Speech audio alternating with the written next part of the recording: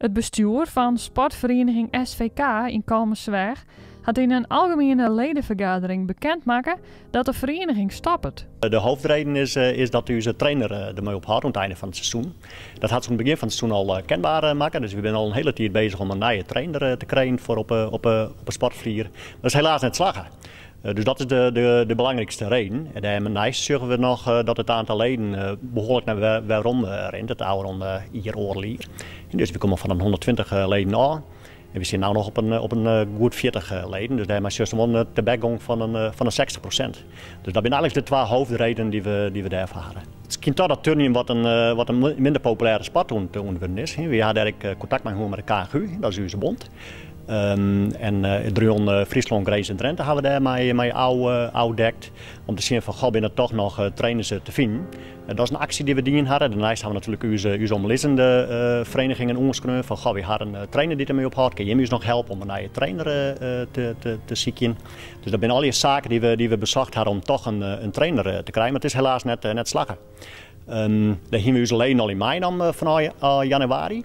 Toen hebben we onze eerste ALV wel gepland, maar deze reden dan ik. Van, goh, ja, het wordt wel de zaak dat we naar je trainer vinden, want anders dan kunnen we de vereniging net draaiende houden.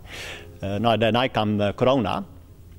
En hebben we dus een digitale ALV gehouden in mei en het was dus al rond het tongje. En dan hebben we het als bestuur het voorgenomen besluit. Ik val in onze leden. En die winnen ik unaniem mee in. Ja, dit kan helaas net op deze manier teruggaan. Zolang dat een vereniging leden had en een trainer op vlier, dan zal het gewoon teruggaan.